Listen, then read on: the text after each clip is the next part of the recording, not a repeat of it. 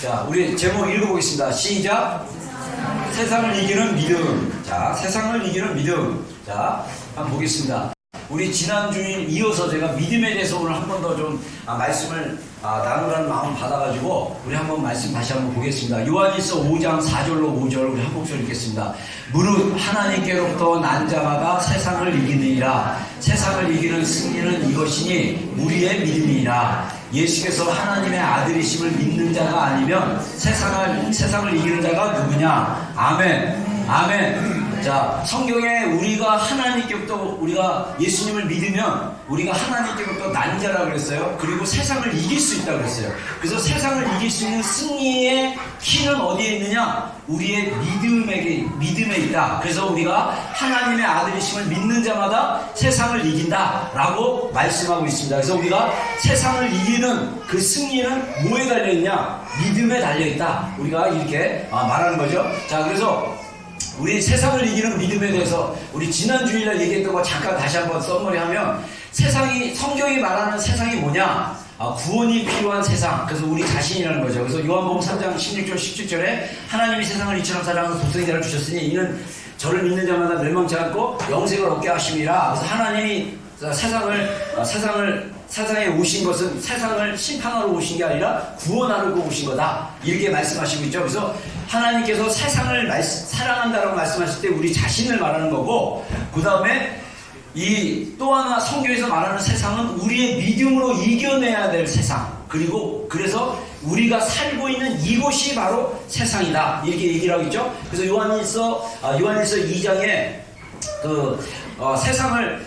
세상을 사랑하지 말라. 그래서 세상을 사랑하는 자마다 하나님을 사랑할 수 없다라고 얘기를 합니다. 그러면서 세상에는 육신의 정형, 안목의 정형, 이생의 자랑이 그 안에 다 있기 때문에 세상을 사랑하게 되면 자연스럽게 하나님을 사랑하지 못하게 돼 있다. 그래서 우리가 살고 있는 이곳을 너무 사랑하고 하나님보다 더 사랑하게 되고 더 몰입하게 되면 우리가 하나님의 사랑을 누릴 수가 없고 알 수가 없다. 이렇게 성경이 얘기하고 있다는 거죠. 그래서 하나님이 세상을 이기는 거, 우리 자신이 구원받았는데 여전히 우리 자신이 그 구원받은 그 놀라운 영적인 복음의 그 능력의 은혜의 상태를 모르고 자꾸 우리가 세상에게 져서 자꾸 이렇게 세상 가운데 지는 걸 볼 수가 있어요. 그래서 우리 자신도 이미 복음 안에서 변화됐고, 그 다음에 우리가 이겨야 될 세상, 우리를 죄 가운데 유혹하고 우리를 육체 가운데 육신의 정욕을 따라 유혹하는 이 세상을 이길 수 있는 것은 바로 뭐냐? 우리의 믿음이다. 바로 하나님 아들이신 예수 그리스도를 믿는 믿음이다 라고 성경이 얘기하고 있다는 거죠. 그래서 그 믿음이 우리에게 필요하다는 거죠. 자, 그래서 그런 믿음은 어떤 믿음이냐 했을 때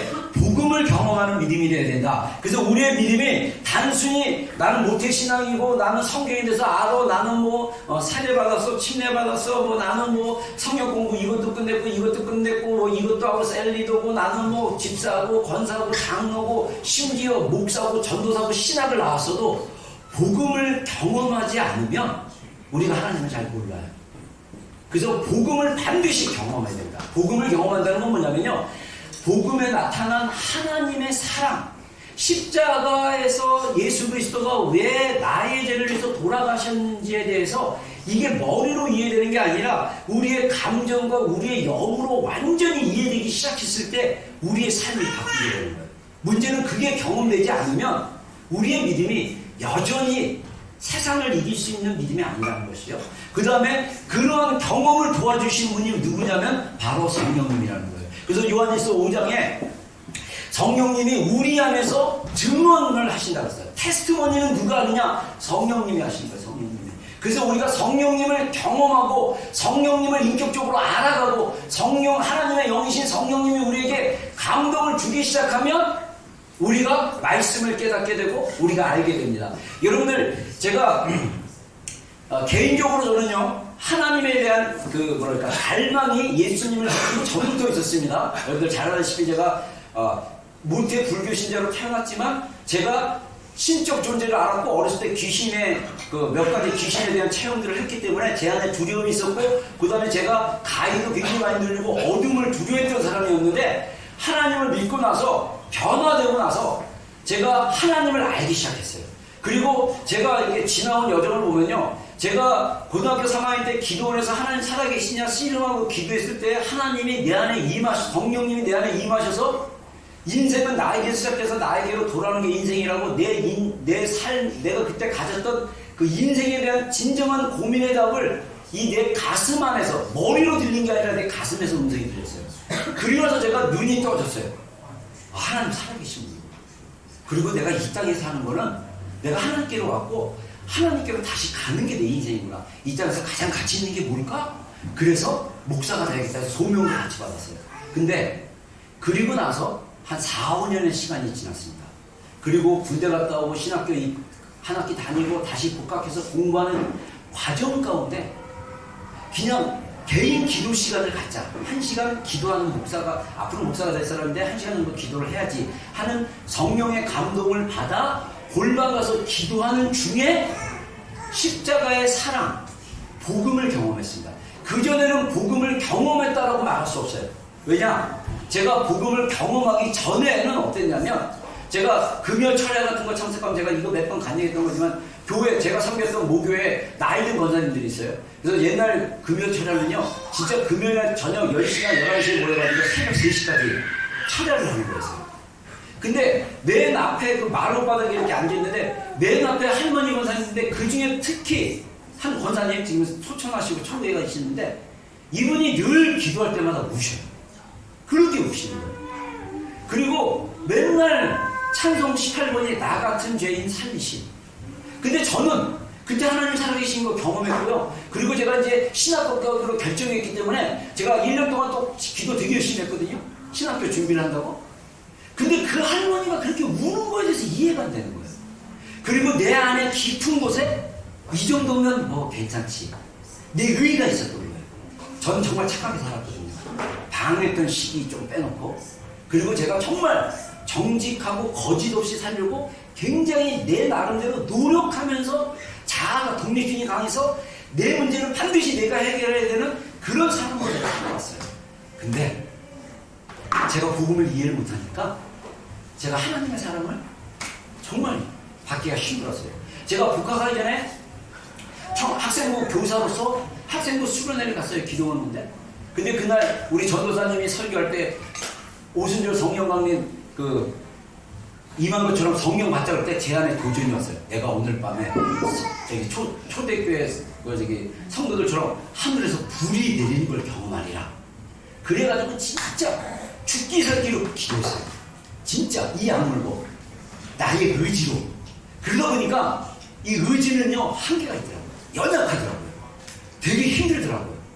그러다가 잔머리를 썼어요. 울면 은혜 주시려나? 그래갖고 울면 되겠다. 그래서 슬픈 생각을 해야지. 진짜 너무 놀랍죠. 기도하면서 생각을 다 해요. 근데 감동이 오기를 성령께서 그때 말씀하신 거예요.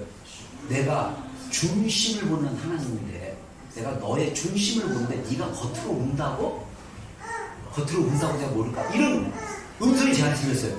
그러자마자 제가 하나님, 제가 절대 울지 않습니다. 제가 울지 않고 그러래요. 그러는 순간 나도 모르게 눈물이 막 폭포수같이 쏟아졌어요. 근데 인간의 마음이요 되게 놀라운 게 생각이 자유로워요. 막 울면서 기도를 하니까 그때 드디어 불을 받을 수 있겠다. 울면서 눈물이 막 쏟아지는 거예요. 근데 내가 기대했던 불은 머리 가운데 임하지 않았어요. 근데 분명한 건 내 마음속에 기도가 끝나고 다시 내려갔을 때 내 마음 안에 성령님이 충만하게 임하는 걸, 그때 제가 성령님이 충만하게 임하는 거라고 저는 생각을 못했어요. 그냥 마음이 뭔가로 충만해. 어떤 내가 경험하지 못한 어떤 것으로 충만해. 그리고 그 예배당에서 숙소로 내려오는 중에 막 하늘이 열려가지고 할렐루야 그러면서 나무들이 막 찬양하는 모습이 보이는 거예요. 그러면서 자연 속에 있는 그 영을 보기 시작하는데 온 천하 만물이 하나님을 찬양하는 거예요. 이 돌들도, 생명이 없는 돌 같은 것도 하나님을 찬양하는 거예요. 우리가 복음서에 보면 예수님께서 예루살렘 성전에 입성하실 때 호산나 성령 받는 중에 이렇게 정형만 유신이 아니라 마지막 고난주간, 그 종료주의라고 그러죠. 이게 주일날 딱 가셨을 때 막 사람들이, 백성들이 종료까지 흔들어가지고 호산나 높은 곳에 계신 하나님께 찬양 이렇게 하니까 옆에서 바리새인들이 이런 소리 하지 말라고 그랬더니, 이런 소리 그만 지르라고 얘기하라고 했더니 예수님이 뭐라고 하냐면, 이들이 소리치지 않으면 돌들이 소리칠 것이다. 저는 우리가 하나님께 합당한 예배를 드리지 않으면 우리 여기에 있는 나무들이 하나님을 찬양할 수 있어요. 영의 세계는 그래요. 하나님이 창조한 그 창조의 세계는 하나님을 예배하고 하나님을 찬양하고 하나님 안에서 기뻐하고 하나님 안에서 즐거워해요. 근데 우리는 그걸 못해요. 왜 그러냐? 우리의 자아가, 우리의 혼이 강력하게 자신을 스스로 담아놓거나 붙잡아놓기 때문에.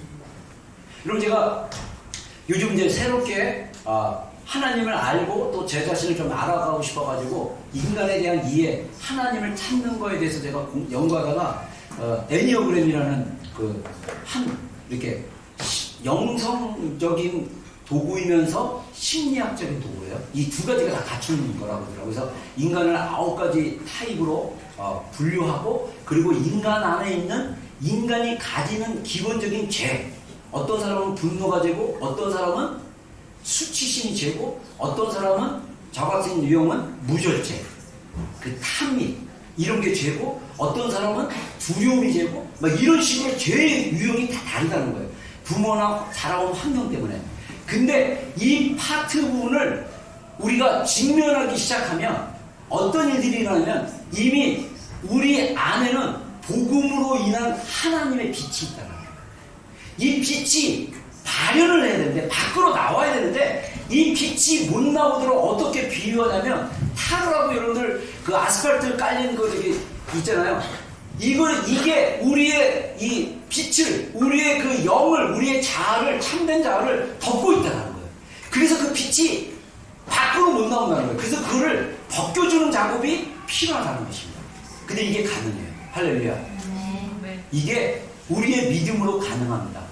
복음이, 이미 우리가 예수님 믿고 복음이 우리 안에 있으면, 이 복음이 우리 가운데 역사하도록 우리의 믿음을 바꾸고 우리의 믿음을 복음 앞에 굴복하고 나가면 어떤 일이 벌어지냐면, 이 복음이 우리 가운데 역사하기 시작하면 우리의 감정이 바뀌고 우리의 뇌가 바뀌고 우리의 신체적인 반응도 바뀔 수 있다라고 분명하게 많은 사람들이 얘기합니다.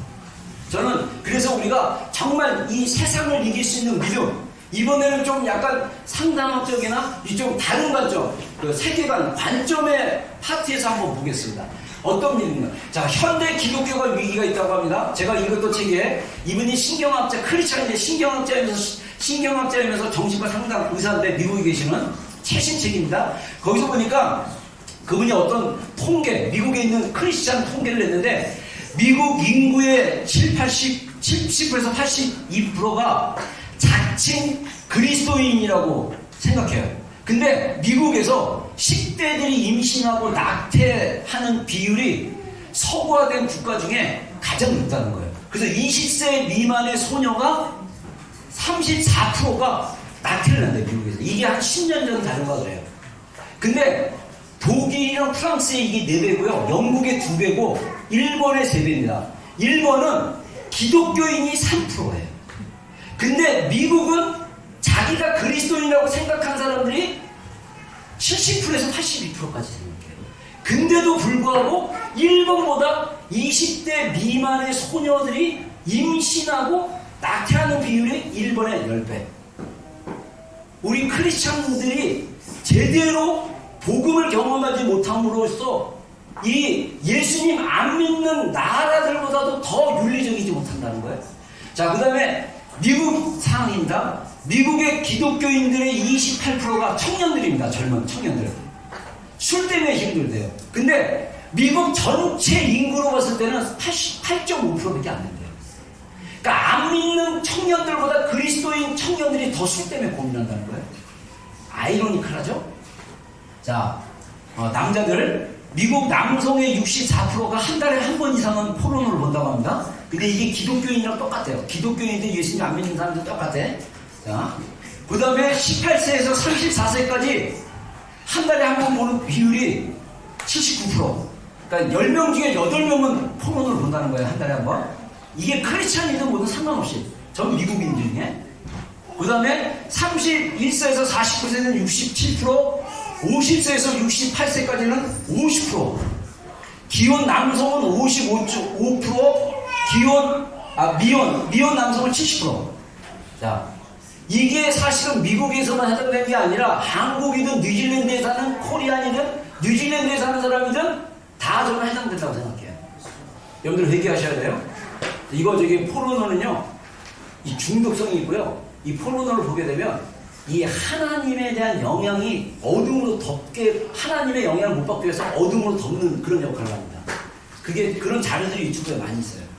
자, 그래서 결론은 뭐냐면 많은 그리스도인들이 경건의 모양은 있지만 자유와 이겨낼 능력이 없어서 세상의 온갖 문제에서 헤어나지 못하고 있다라고 얘기하고 있는 거예요. 그래서 많은 우리의 믿음이 세상에서 헤어나지 못하고 이런 중독이나 어떤 이런 달콤함이나 세상을 따라가는 욕망으로 헤어나지 못하고 있다면 여전히 우리는 세상을 이길 믿음이 안 갖춰 있다. 적어도 오클랜드 비전교회가 세상을 이기는 믿음을 갖추기를 주의로 축원합니다. 강력하게 세상을 이길 믿음을 갖기로 정말 원합니다. 아멘. 그래서 세상을 이기는 교회, 세상에 어떠한 유혹과 어떠한 상황 속에서도 날마다 승리를 경험할 수 있는 성도들이 모이는 오클랜드 비전 침례교회. 할렐루야. 그게 어떻게 하느냐? 우리의 믿음이 세워지면 가능합니다. 자, 그래서 믿음을 다른 관점으로 봤을 때 우리가 믿음이 잘 이렇게 세워지지 않고 믿음이 온전해지지 않는 이유 중에 중요한 이유 중 하나는 뭐냐면 세계관, 관점 문제라는 거죠.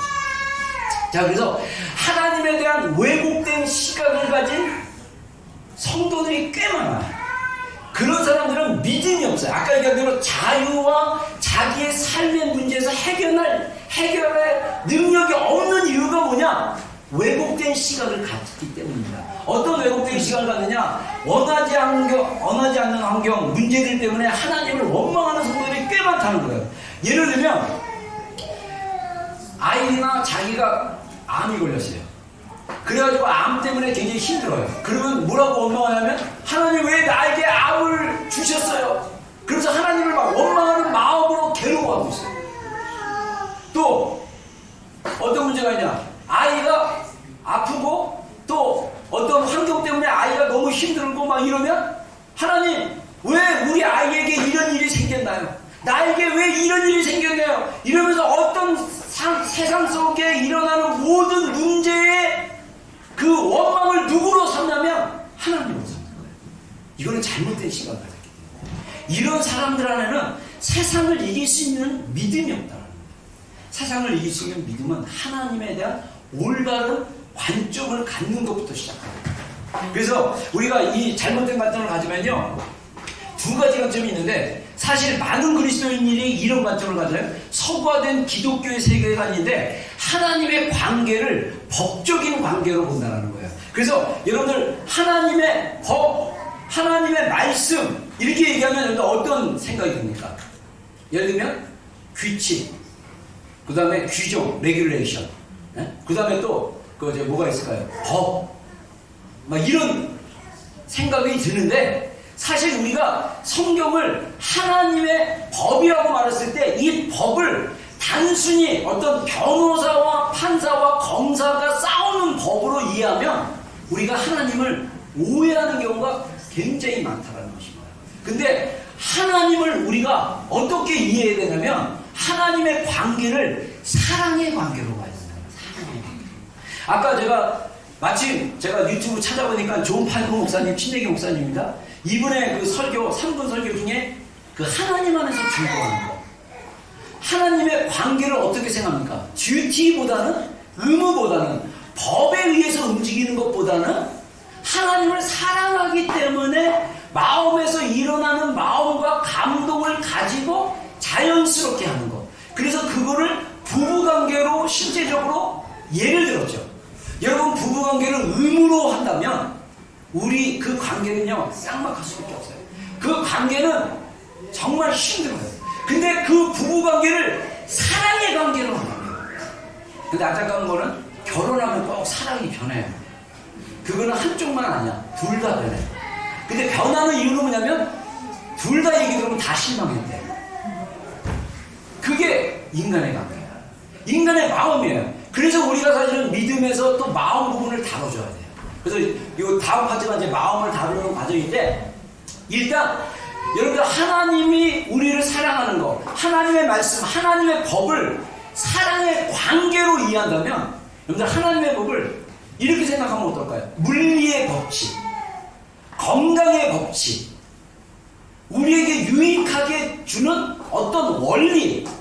예를 들자면 하나님이 우리에게 주신 그 하나님의 관계는 뭐냐면 거저 주는, 거저 베풀면서 경험할 수 있는 그 풍성함의 사랑이 하나님이 우리에게 베푸신, 하나님이 우리에게 주신 사랑의 관계다. 예를 들자면 하나님이 신이었는데 인간의 몸으로 오셨고, 예수님이 우리 죄를 위해서 자신을 주셨어요. 근데 완전히 자신의 전체를 주셨어요. 그래서 우리는 하나님의 그 무조건적인 정말 제한 없는 그 사랑을 받았어요.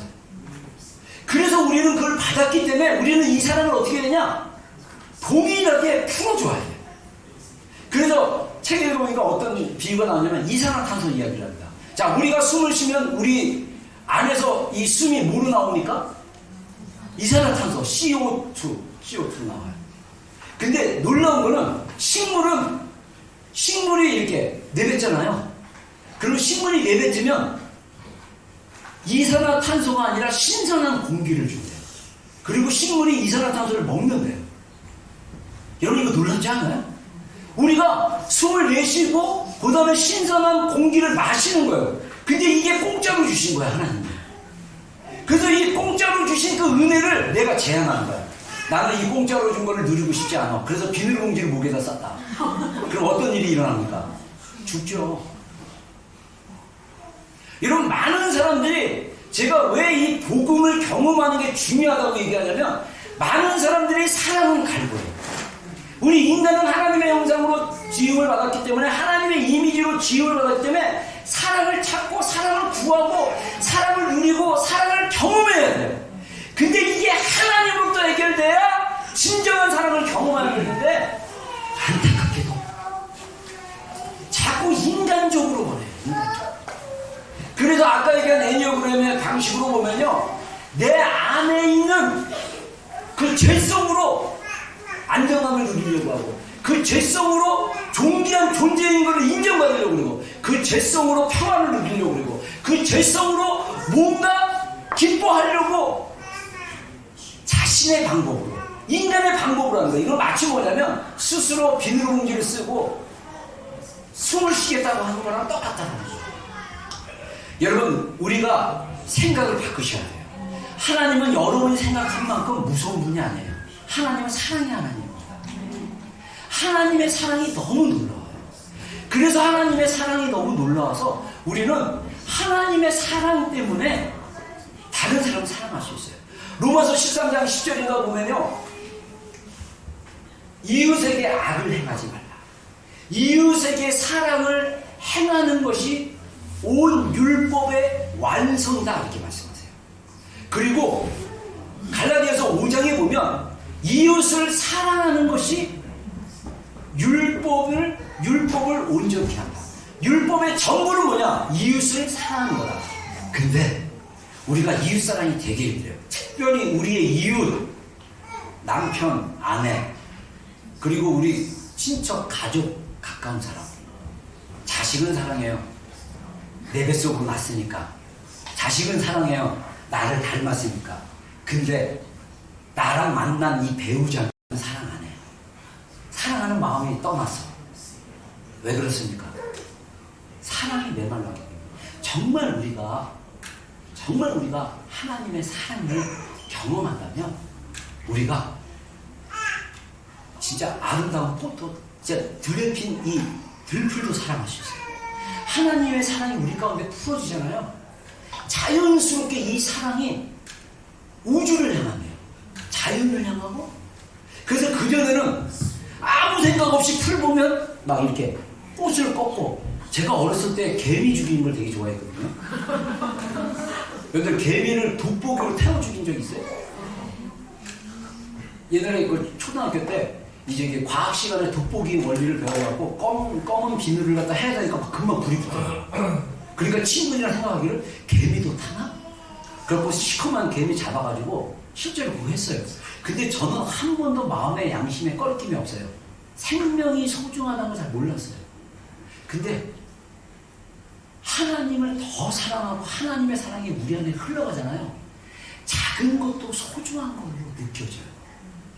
여러분들이 동물, 예를 들어서 동물을 갖다가 막 학대하고 동물을 갖다가 막 때리고 이런 사람들의 마음속에는 그 사랑보다는 미움과 분노와 그 해결되지 않는 어떤 그것이 있기 때문에 그 동물들이나 풀이나 이런 걸로 해소하는 거예요. 근데 사랑이 풍부하면요, 사랑할 수 있어요. 동물이든 식물이든 자연세계든. 이게 놀라운 거예요. 이게 반드시 우리 그리스도인들이 경험해야 될 복음입니다. 예수 그리스도의 사랑을 경험하면 세계가 바뀌어요. 하나님을 사랑의 관계로 보면, 하나님을 사랑의 관계로 보면요, 성경은요 사랑의 메시지예요. 눈물의 편지예요. 하나님이 내가 너를 얼마나 사랑한 줄 아니? 성경 봐라. 성경을 보면 네가 얼마나 내가 너를 얼마나 사랑한지 내가 말합니다. 제가 복음으로 사랑이 정말 기도 가운데 하나님의 사랑이 복음으로 깨닫고 나서 하나님이 이사야서 예레미야서 막 스바냐 3장 17절 뭐 예레미야 애가 3장 33절 뭐 이런 말씀을 암송하고 막 읽었던 묵상의 말씀들을 막 풀어주기 시작하는 거예요. 근데 그 내용이 다 뭐냐면 내가 너를 이만큼 사랑한다. 내가 너를 이만큼 사랑한다. 내가 너를 이렇게 사랑한다고 계속 표현해 주시는 거예요. 제가 한 3년 전에 우리 급여 기도할 때 아가서 한번 전체 마이크 미클 목사님의 그 교재 한 6개월 정도인가 같이 1장부터 6장까지 우리 막 공부했는데 그거 하면서 저도 굉장히 힘들었는데 그때 하나님이 그 아가서를 가르치면서 하나님이 저와 예수님과의 그 놀라운 사랑의 그 전의를 하나님이 깨닫게 해주시고 알게 하셨어요. 그리고 제가 정말 놀랐던 게 뭐냐면 그 몇 구절이 있는데 그 중에 하나가 뭐냐면 너의 흘겨보는 너의 그냥 쳐다보는 그 눈빛이 나를 놀라게 한다. 근데 그 말씀이 마이크 미클 목사님이 뭐라고 해석하냐면요, 그 말씀을 어떻게 해석하냐면 하나님이 그냥 우리 삶 가운데 있다가 그냥 하나님 한번 이렇게 쳐다봤는데 하나님이 너무 기뻐가지고 놀랍다라고 표현하신 거다. 근데요 여러분들, 우리 아직 아이 못 낳은 게 아니라 안 낳거나 아이가 아직 없거나 싱글들 아직 아이를 이렇게 낳지 못한 그런 경험한 우리 지체들은 잘 모르겠지만 자녀들을 낳은 그 엄마들, 특히 아빠들도 잘 모를 수 있어요. 근데 저는 하나님 좀 그걸 깨닫게 해갖고 좀 알겠는데 대부분의 우리 교회 지체들이 굉장히 아이들을 사랑하니까 그 마음은 다 알 것 같아. 뭐냐면 아이들이 너무 이쁜 거야. 아이들이 너무 이뻐가지고 아주 그냥 마음이 막 이게 미칠 것 같은 거 있잖아요. 기뻐서 미쳐 환장하겠다 뭐 이런 거. 네? 기뻐서 미치겠다. 기뻐서 죽겠다. 막 이런 표현할 정도로 막 기쁨이 있잖아요. 근데 여러분들이 그런 기쁨을 누리고 있다면 하나님이 여러분에 대해서 그렇게 기뻐합니다. 우리가 우리 자신이 우리 아이들이나 애완동물에 대해서는 그렇게 느끼면서 우리가 하나님이 이렇게 사랑하는 걸 못 느낀다는 거예요. 되게 쎄하죠? 우리 교회는 올해 이거를 다 돌파하셔야 돼요. 이거를 다 경험하셔야 됩니다. 할렐루야. 이게 브레이크 뚜루예요. 이거를 경험하셔야 돼요. 지금 얘기하니까 또 하나 생각나는 게 예전에 제가 아주 오래전에 어떤 그 미국에 있는 목사님 설교를 듣다가 얘기하는데 그 교회가 이제 좀 약간 예언 사역하는 교회인데 그 불신자들을 전도하는 날이 있었대요. 근데 자매가 자기 친구를 이렇게 전도를 했는데 그 여자 소녀가 이제 와서 이렇게 기도 상담을 이렇게 받는데 그 기도 예언 사역으로 이제 하는 어떤 그런 거예요. 근데 그 예언 사역자가 그래요. 그 자매가 이제 그래서 메리라고, 메리 너 하나님이 너를 사랑하신대. 나 하나님 잘 모르는데? 근데 또 딴 사람 딱 기도하더니 딱 그러는데 메리 너 애완동물 너 고양이 좋아하는 것 같은데? 맞다고. 하나님이 지금 그러시는데 너가 고양이를 사랑하는 것처럼 사랑한대. 그때 그 메리가 은혜를 받아버린 거예요. 진심으로 온 마음 다해, 온 뜻 다해, 목숨 다해 자기가 키우는 고양이를 사랑했던 거예요. 그랬더니 하나님이 너를 그렇게 사랑하신대. 그랬더니 계시가 열려버려요. 눈물 쭉. 예수님 영접. 할렐루야.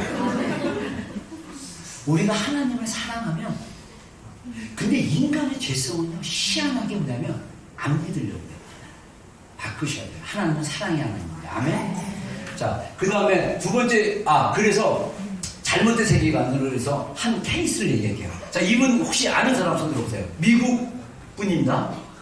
모르시죠? 유명하신 분이에요. 미국 대통령 중에 한 분인데.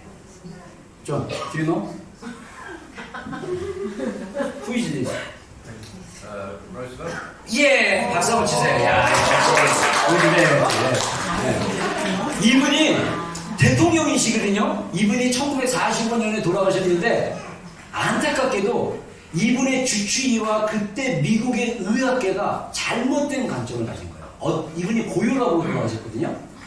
근데 자, 이 프랭클린 이게 루즈벨트 대통령의 죽음이 자, 그때 당시 의학계에서 고혈압에 대해서 잘못된 확신인데 한 미국 의사가 책에서 이런 말을 썼어요. 고혈압은 중요한 보상 기제가 될 수 있기 때문에 설령 확실한 통제법이 있다 해도 손대지 마라. 1937년 이분이 의사예요. 폴 화이트. 이분이 자기가 쓴 책에 그렇게 썼어요. 그리고 영국에 있는 무슨 국립의료원에 있는 어떤 의사도 고혈압은 다루면 안 된다고, 냅둬야 된다고. 근데 이분이 고혈압으로 돌아가셨어요. 오늘날 고혈압은요 조용한 살인자라고 합니다. 혈압이 오르면 4-5가지 현상이 나타난대요. 당뇨도 생길 수 있고 심장병, 특히 심장병 생길 수도 있고 막 그러는데 그때 당시에는 고혈압은 건들면 안 된다는 관점을 가졌어요. 그래서 이 루스벨트 대통령이 1937년 54세 때 고혈압 진단을 받고 160에 98이라고 하면 나는 모르겠어요 이게. 자, 그 다음에 1949년에 180에 230, 110에 140 막 이렇게 해갖고 혈압이 높아가지고 경미한 뇌졸중이 있고 그 다음에 심장마비도 이렇게 조금씩 있었대요. 근데 이때가 재직기간이 있나 그랬어요. 이게 39년입니다. 39년에. 자, 그 다음에 1949년에 대통령 재직기간에 4월 12일에 혈압이 이렇게 올라갔대요. 그래갖고 두통 후에 바로 심장마비로 돌아가셨대요. 이때가 바로 2차 대전 끝나기 직전. 자, 보세요. 한 위대한, 이분이 되게 이분이 어느 정도 평가받냐면요. 지금 미국인들한테 역대 대통령 중에 존경받는 대통령 하면 랭킹 안에 들어가는 분이에요. 근데 이분이 젊은 나이에 혈압으로 돌아가셨어요. 이유는 뭐다? 이분의 주변에 있는 주치의나 의사들 그때 혈압을 건드리면 안 된다. 이렇게 생각해요.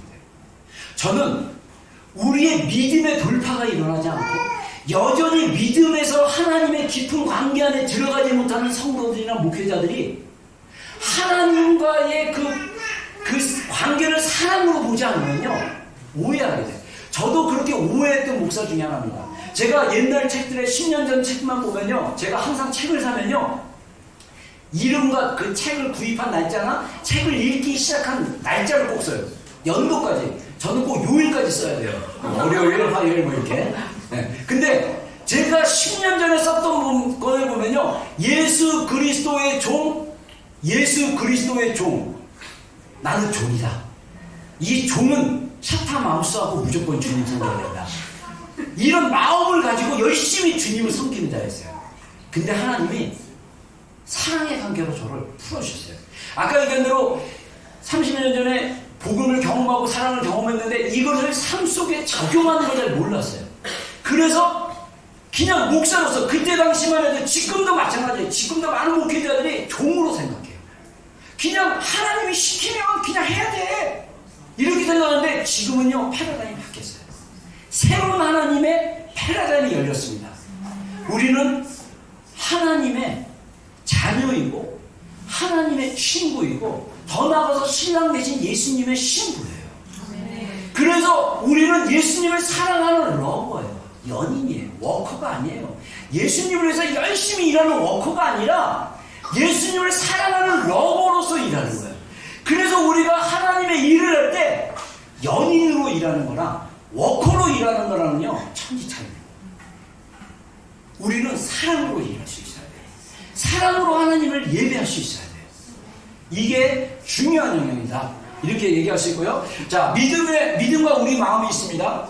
자, 잠언 4장 23절 다 함께 읽겠습니다. 시작.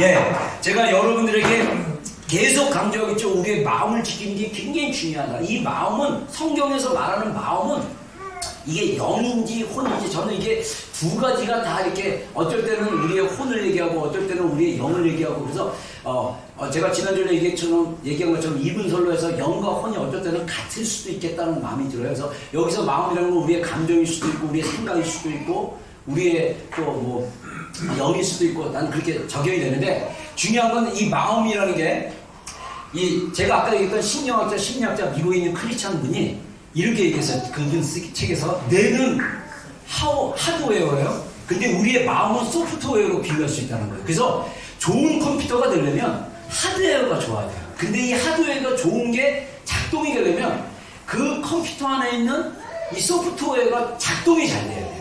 자, 우리 인간의 뇌는 특별히 데미지를 입지 않는 한 다 인간의 뇌는요, 다 좋은 하드웨어예요. 근데 인간들의 그 뇌나 생각하는 거나 이런 것들이 마음의 그 프로그램이 잘못되어 있으면 이상하게 보여요. 제가 예수님을 믿기 전에 저는 굉장히 부정적인 사람이었습니다. 제가 여러 번 얘기했지만 제가 영화를 볼 때도 늘 주인공 주목하지 않았어요. 왜 주인공 애들은 잘 안 죽어? 왜 주인공 애들은 예쁜 애들만 만나? 왜 주인공은 늘 성공해? 근데 저 이름 없이 옆에서 있다가 죽는 저 엑스트라들, 끝날 때 맨 지나가는 사람 행인일 누구누구, 이런 사람들을 볼 때마다 측은하게 여겨지는데 그게 나 같은 인생이라고 생각을 했어요. 그래서 저는요, 그때 불교 신자였을 때, 예수님 만나기 전에 불교 신자인데, 불교 신자 중에 어떤 마인드가 있냐면, 철학이냐면 염세주의라는 게 있어요. 염세주의. 영어로 뭐라고 하는지 모르겠지만 염세주의인데, 염세주의는 뭐냐면 모든 걸 다 부정적으로. 전도서에 보면 염세주의가 조금 나와요. 해 아래 모든 것이 헛되도다. 바람을 잡는 것과 같다.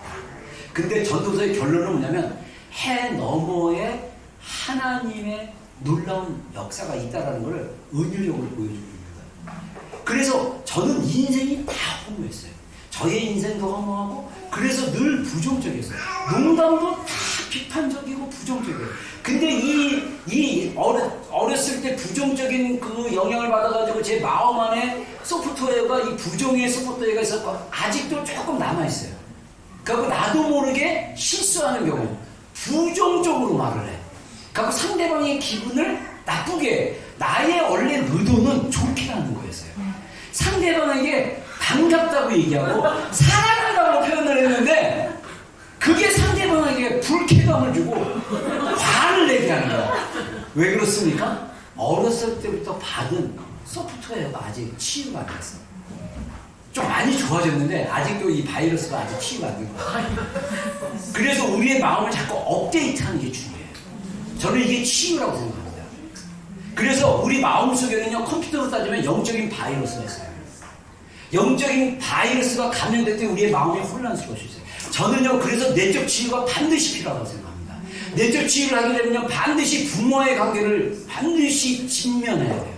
내적 치유를 하게 되면 내가 어렸을 때 우리의 가정이 어떠한 가정인 거를 솔직하게 객관적으로 보는 게 필요합니다.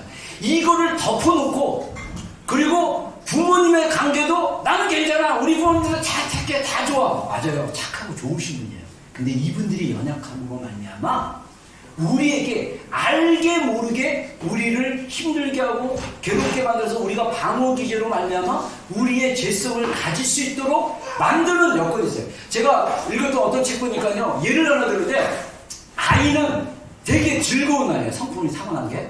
그러니까 잘 웃어요. 근데 엄마는 좀 우울한 사람이야. 그래서 아기가 깐난아기인데도요, 인간의 이 감각이 너무 놀라요. 어떤 사람은 인지학을 만드는 그 사람은 뭐라고 하냐면, 인간 안에 영원히 느낄 수 있는 감각이 12가지가 있다. 이 사람이 인지학을 처음 만든 사람인데, 이 사람 얘기가 뭐냐면, 인간이 아기들이 뱃속에 있을 때부터 그 감각을 느끼고, 태어날 때도 감각인데, 아기가 생각을 못하는 것 같아도 느낀대요. 어떻게 느끼냐? 아까 얘기한 대로, 아이가 막 웃어요. 엄마 보면 좋아서 막 웃어. 근데 엄마가 그날 기분이 안 좋아. 그러면 아이에게 별로 웃질 않아요. 그럼 아이는 감각으로 알아. 엄마가 기분이 안 좋구나. 내가 웃으면, 근데 오해를 해요. 내가 웃어서 기분이 안 좋다고 생각합니다. 그래서 그 아이는 어떻게 방어 기제를 사용하냐면 웃음을 누른대요. 억압한대요. 이게 인간이에요. 우리 안에 릴리즈 되지 않는, 우리 안에 뭔가 잘못된 환경과 잘못된 부족한, 그러니까 우리의 부모는요 다 불완전해요. 완전한 부모 없어요. 그래서 우리가 복음이 필요하고요, 복음은 우리 안에 백신과 같은 거예요. 복음은 우리 안에 강력한 프로그램과 같아요. 이게 릴리즈 되기 시작하면 우리 안에 있는 영적인 바이러스를 다 해결할 수 있어요. 할렐루야. 근데 이게 한꺼번에 되는 게 아니야. 열리는 만큼, 경험하는 만큼, 진리를 알아가는 만큼 해결되기 시작하는 거예요. 여러분, 이렇게 비유할 수 있어요. 좀 비유가 좀 되는 것 같아요? 여러분, 우리 안에, 그래서 아무리 믿으려도 잘 안 되는 사람들은 관점을 바꿔야 돼. 그리고 그 사람 안에 잘못된 어떤 마음 안에 잘못된 믿음의 어떤 확신이 있는지를 점검해 봐야 돼. 그거 없이 자꾸 내 안에서 뭔가가 올라오고 뭔가가 믿어지지 않고 불신하고 막 그냥 짜증나고 막 이러면 왜 그런지를 물어보셔야 돼요. 여러분, 간단하게 우리가 마음을, 잠언서 4장 23절에 말씀하신 것처럼 무릇 지킬만한 것보다 너 마음을 지키라. 이는 생명의 근원이 위에서 나미라는데, 이 생명의 스프링, 그 생명의 기쁨, 그 생명에서 넘치는 그 어떠한 그것들이 우리 마음 안에서 나오는데, 여러분, 간단해요. 한 번만 어텐션 하면 돼. 내 감정이 기분이 나쁘면 왜 나쁜지 감정한테 물어보세요. 내면해야 돼. 여러분의 이름을 대면서, 소연아, 왜 내 기분이 나쁘지? 이렇게 물어봐요. 왜 내가 짜증이 나지? 왜 내가 우쳐라? 왜 내 마음이 이렇게 화가 나지? 물어보고 어텐션하고 이러다 보면 그 순간 감정의 에너지가 바뀔 수 있어요. 그리고 잘 안 된다, 내 힘으로 안 된다, 하나님께 가져와서 토설하는 거죠. 하나님, 오늘 남편이 저에게 지랄을 했네요. 남편이 나에게 억울합니다. 하나님, 이 억울함을 하시는 주님. 그러면서 막 웃어요. 그러면 진짜 속은 다 풀어지거든요. 근데 거기서 하나님의 위로가 오잖아요. 하나님의 위로가 오면 바뀌어요. 이해하기 시작해요. 여러분, 이게 우리의 영성이에요. 이게 우리가 매 순간 환경과 상황에 따라 우리의 감정이 휘둘리고 우리의 생각이 휘둘리는 것이 아니라, 우리가 그럴 때마다 누구에게 집중해야 되냐? 하나님께 집중하고 내 자신에게 집중하고 내가 느끼는 거. 여러분들, 우리 많은 사람들이, 특히 한국 사람들이 어떤 게 있냐면 감정을 누르고 감정을 평화하고 감정을 잘 이렇게 표현 못하는 사람들이 굉장히 많아요. 저도 그 중에 하나였어요. 여러분, 우리의 감정을 이해한다는 건 뭐냐면 우리의 내면을 그만큼 이해하는 거예요. 그리고 그것에 대해서 솔직하게 얘기할 수 있어야 돼요. 근데 우리의 죄성은 솔직하게 얘기한다고 해서 상대방이 상처 주려고 하는 거. 그건 얘기하면 안 돼. 그건 하나님께 가져가야 돼요. 큰일 나요. 풀려고 그러다가 더 세져. 여러분들 진짜 조심해야 돼요. 상대방이 여러분들을 자극했다. 말로 자극하거나 행동으로 자극하거나 어떻게 삶 속의 모습 가운데 자극을 했다. 그러면 그 자극에 무의식적으로 바로 반응하지 말고 자기에게, 그 사람에게 반응한 게 아니라 자기에게 이 말을 해서 내가 왜 기분이 나쁘지? 하고 자기에게 집중하고 한 1초라도 딱 의식하고 있으면요 달라져요. 저도 그 훈련하고 있어요. 저도 지금 그 훈련에 지금 돌입했어요. 진짜로. 우리의 의식이 깨어나는 게 굉장히 중요합니다. 우리가 의도적으로 하나님에 대해서도 하나님에 대해서도 의도적으로 고백해야 돼요. 제가 이번 주 기도하면서 예수님이 내 안에 거하고 내가 예수님 안에 거한다는 것에 대해서 갑자기 묵상하게 됐어요. 기도 중에. 침묵 기도 중에. 그래서 제가 물어봤어요. 예수님 안에 거하는 게 뭐죠? 지금 제가 예수님이 제 안에 거하시는 거, 성령님 통해서 거하시는 거 제가 느끼고 아는데, 제가 예수님 안에 거하는 게 뭐죠? 그걸 어떻게 느낄 수 있죠? 제가 그렇게 물어보는데, 제가 옛날에 읽었던 어떤 목사님의 글이 기억이 났어요. 예수님 안에 거한다는 것은 뭐냐면, 매 순간 우리가 생각날 때마다 예수님께 고백하는 거예요. 대화하는 거예요, 그분에게. 예수님 사랑합니다.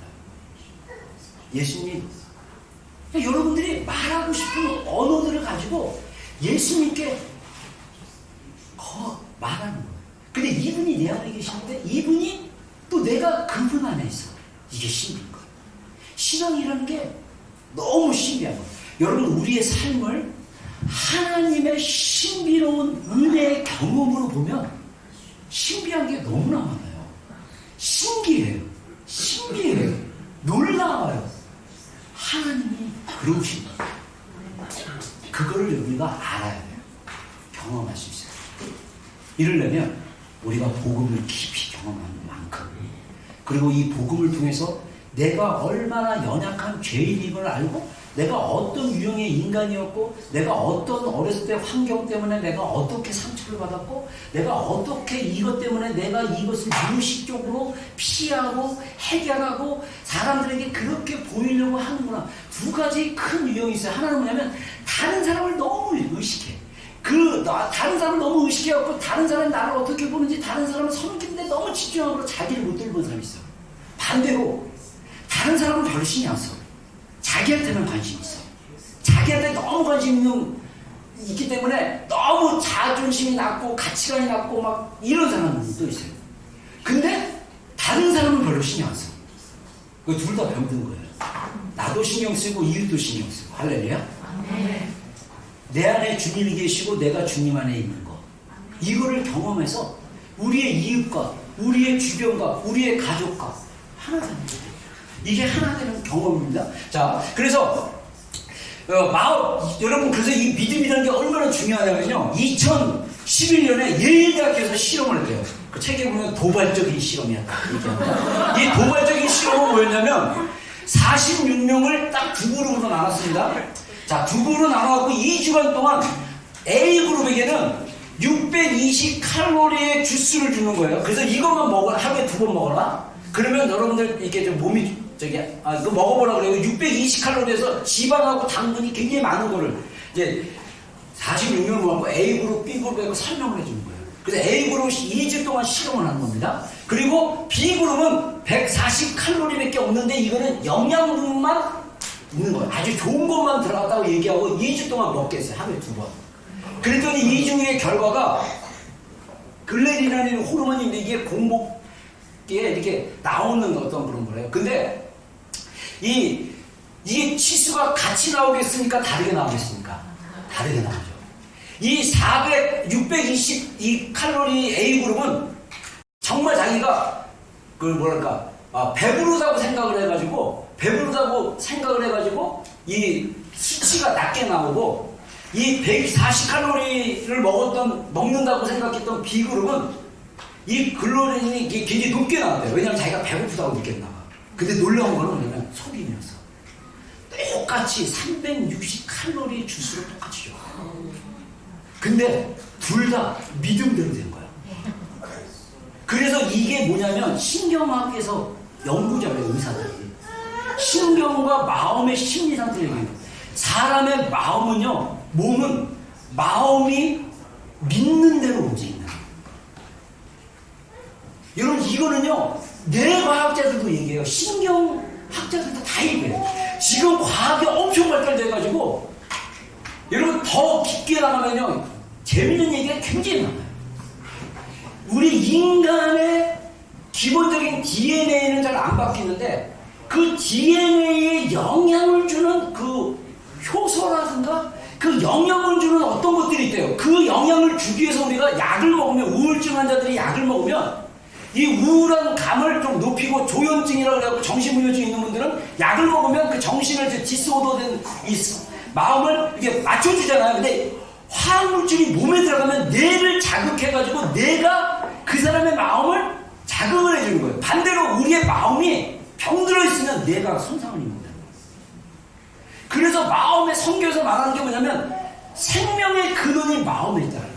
우리의 뇌가 손상을 입지 않는 한 우리의 마음만, 소프트웨어만 바꿔주면, 업데이트가 잘 되면, 계속 업데이트가 잘 되면 우리의 내면이, 우리 뇌가 건강해가지고 우리의 뇌가 건강하게 반응한다는 거예요.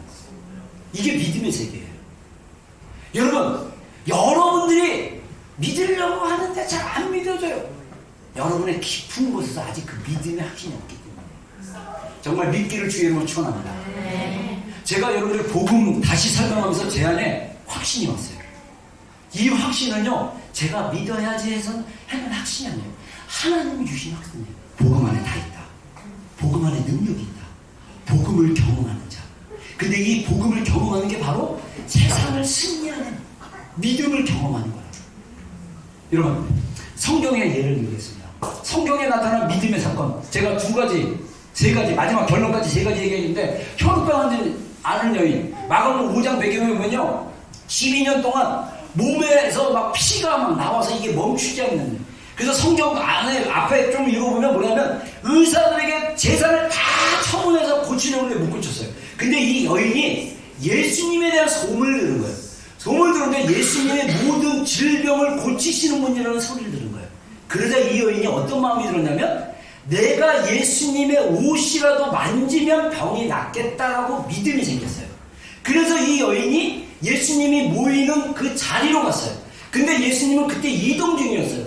그 해당장에 그 아이가 죽어가지고 그 죽은 아이를 살려달라고 와가지고 예수님께서 그 해당장 야이로의 집으로 가는 중이었는데, 사람들이, 성경에 보면 사람들이 막 주변에 둘러싸여 있었어요.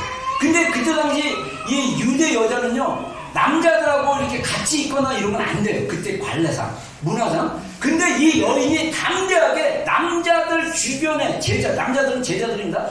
제자들 주변에 둘러 있는 예수님의 옷가를 만지려고 믿음을 가지고 갔다가 옷가를 딱 댔어요. 그러자마자 이 자매가 치유된 걸 느꼈어요. 피가 흐르는 게 다 멈춰지고 치유가 된 거예요.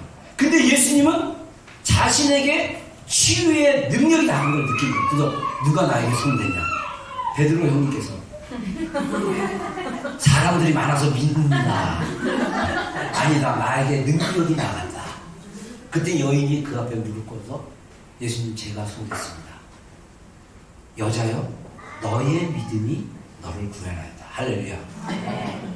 복음서 자세히 읽으면요, 너의 믿음이, 그들의 믿음이, 아버지의 믿음이, 백부장의 믿음이 치유의 역사, 구원의 역사를 가져오게 해요. 또 다른 사건, 스로보니게 여인, 이 여자가 이 시리아 그쪽 계통의 여자인데 예수님께 왔어요. 그때 성경을 자세히 보면 예수님은 하나님의 이스라엘의 잃어버린 양에게 복음을 전하러 왔다고 했어요. 그래서 이방인들은 원래 예수님은 이방인들보다는 유대인들을 구원하려고 유대인들에게 복음을 전한다고 오셨는데, 가끔 이렇게 이방 사람이 예수님께 치유를 받아요. 뭐를 통해서?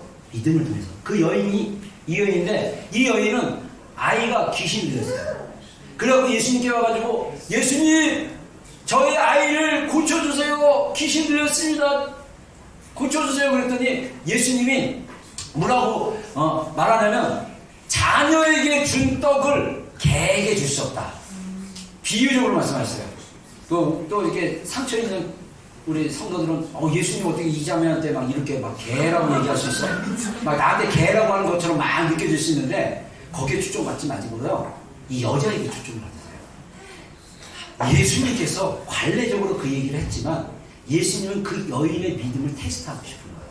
근데 여인이 뭐라고 그럽니까? 자, 우리 한번 읽어보겠습니다. 여자가 시작. 여자가 대답하여 이르되 주여 올소이다마는 사마리아 그들도 아이들이 먹던 수러기를 먹나이다. 예수께서 이르시되 이 말을 하였으니 돌아가라 귀신이 내 딸에게서 나갔느니라 하시네. 아멘. 자, 예수님이 나는 개 같은 너에게 떡을 줄 수 없다. 그러자 이 여인이 주여 예수님 맞습니다. 그러나 그 자녀들에 떨어지는 떡부스러기라도 대가 먹습니다. 그 떡부스러기에 은혜를 저에게 주십시오. 여러분 우리가 이런 자세를 가지셔야 돼요. 저는요, 제가 아까 얘기한 대로 부정적으로 이게 세계관이 이렇게 있어서 그런지 몰라도 이 말씀을 읽었을 때 이 여인에게 주목했어요. 와, 그렇다. 나는 떡부스러기의 은혜라도 원한다라고 주님 앞에 나가야겠구나. 여러분, 우리는요, 하나님 앞에 정말 하나님이 주시지 않으면 아무것도 받을 수 없는 연약한 존재거든요. 근데 하나님은 그걸 주시길 원해서. 근데 그때로는 우리를 시험하는 것처럼 좀 섭섭한 말처럼 들린다 할지라도 우리에게 믿음이 있다면 그 믿음이 우리를 구원시킬 것입니다. 그 믿음이 우리를 새롭게 하실 것입니다. 마지막으로 그래서 오늘 여러분들 우리가 좀 부르짖는 기도를 했으면 좋겠어요. 믿음을 구하는 기도. 할렐루야. 자, 마가복음 9장에 보면요, 귀신 들린 아버지의 이야기가 나옵니다. 예수님께서 그 변화산에 올라가셔서 내려오셨는데 제자들이 그 귀신 들린 아이를 갖다가 막 축사했는데 잘 안 됐어요. 그전에는 잘 됐는데. 그러니까 막 변론이 일어났는데 예수님께서 무슨 일이냐 물어보고 그랬더니 이 예수님 앞으로 누가 달려오냐면 그 아버지가 달려와요. 아버지가 예수님께 이릅니다. 아버지가 예수님께 언제부터 이 아이가 그랬냐 했더니 어렸을 때부터 그랬습니다. 그래서 귀신이 우리 아들을 죽이려고 불과 물에 자주 던진다이다. 그러나 무엇을 할 수 있거든 우리를 불쌍히 여기서 도와주소서. 이렇게 고백을 해요. 그랬더니 예수님께서 이르시되 할 수 있거든이 무슨 말이냐. 믿는 자에게는 능히 하지 못할 일이 없느니라. 이 얘기를 하자마자 아빠가 바로 반응해요. 뭐라고 합니까? 소리를 질러가지고 내가 믿나이다. 나의 믿음 없음을 도와주소서. 할렐루야. 저는요, 이 말씀을 받았을 때 이 아버지의 심정이 느껴졌어요. 제가 어쩔 때는 제가 믿음이 없는 것처럼 느껴질 때가 있었어요. 지금은 거의 그런 걸 안 느꼈지만 20대 때 정말 그러면 제 안에 어떤 갈망이 있냐면 내가 이 아이의 아빠처럼 제가 믿습니다. 주여 나의 믿음 없음을 도와주시옵소서. 여러분, 많은 우리 성도들이 제가 느끼는 건 뭐냐면 우리에게 믿음을 달라고 주님께 갈구하지 않아요. 믿음이 안 생기면 자꾸 하나님을 원망하고 싶고 자기를 갖다가 자꾸 이렇게 그 책망하고 자책하고 그러는데 그러지 마세요. 그냥 하나님께 믿음을 달라고 하시면 돼요. 나의 믿음 없음을 고백합니다. 주여 나에게 믿음을 더하여 주시옵소서. 나에게 믿음을 더하여 주시옵소서. 여러분, 그 믿음을 달라고 기도하는 게 정말 필요합니다. 제가 젊었을 때 그런 믿음을 정말 많이 구했던 것 같아요. 답답하고 힘들고 어려우면 하나님 앞에 나와가지고 제가 예수님의 이름을 부르짖고 목소리가 터지라고 계속 구하는 이유가 뭐냐면 나의 연약함을 이기기 위한, 그 연약함을 이기기 위한 저의 갈망, 저의 욕구, 저의 간절함이었어요. 저는요, 우리 비전교회 지체들이 정말 하나님을 갈망하고 그 믿음을 더해달라고, 믿음을 세워달라고, 믿음을 달라고 기도했으면 좋겠습니다. 그래서 우리의 믿음이, 지금 우리 교회 안에 믿음의 단계로 나눠진 우리 지체들이 있어요. 다 똑같진 않습니다. 어떤 지체는 아직도 하나님의 사랑이 어떤지, 하나님이 정말 살아계신 분이니까 머리로는 자꾸 듣는데 듣다 보니까 너무 짜증나고 힘들어요. 목사님 자꾸 경험을 얘기하니까 그래서 힘들어하는 지체들도 있어요. 그 지체들은 하나님을 더 경험할 수 있게 해달라고 기도해 주세요.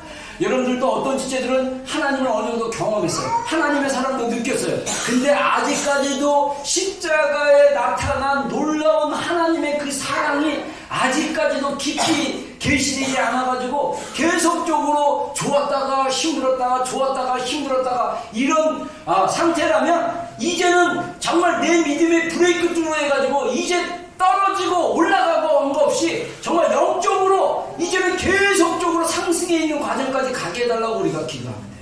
그게 십자가의 사랑을 경험하면 됩니다. 또 어떤 지체들은 십자가의 사랑을 경험했어요. 이제는 그 수준에 먹는 것이 아니라 그 사랑의 은혜와 능력으로 하나님이 주시는 그 능력과 은사와 그 기름 부음을 가지고 세상에 나가서 하나님의 통로가 돼서 그 하나님을 위한 그런 통로가 돼서 하나님을 증거하고 간증할 수 있는 그런 자리에 갈 수 있게 해달라고 우리가 기도해야 하는 것입니다. 여러분, 지금 여러분들에게는 어떤 단계에 있습니까? 아까 처음 얘기했던 아직도 머리로만 믿고 가슴으로 믿지 않는 믿음이 있다면 동일하게 부르짖고 기도하고 믿음을 달라고 기도했으면 좋겠고요. 그 다음에 다음 단계, 그 다음 단계도 동일합니다. 계속적으로 우리가 하나님을 구하자는 건 뭐냐면 하나님이 내 안에서 역사하시고 하나님이 계속적으로 내 안에서 충만히 임하실 때까지 계속적으로 믿음으로 구하는 게 중요하다는 거예요.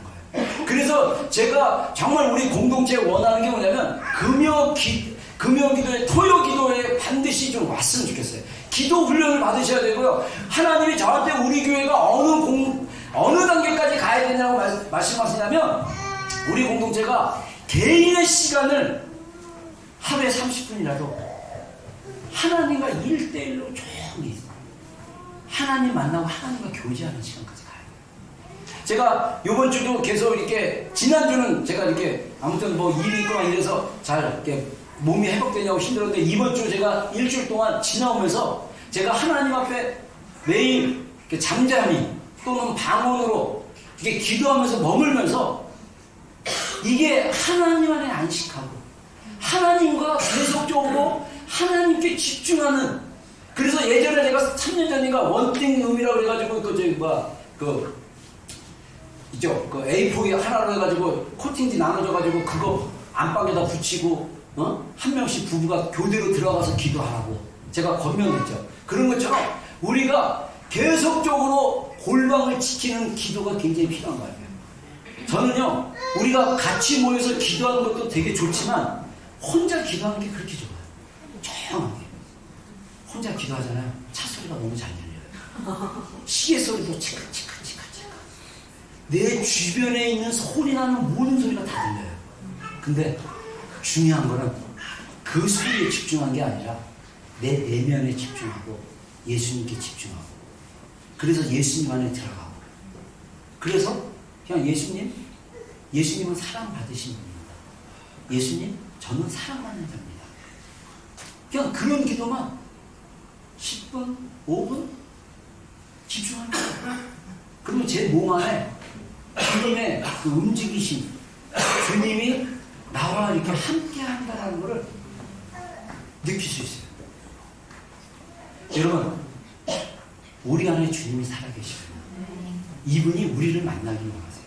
그러려면 이런 시간을 가지려면 기도로 돌파하는 게 필요해요. 부르짖고 소리내서 우리 이 시간에 기도하는 시간을 갖겠습니다. 제가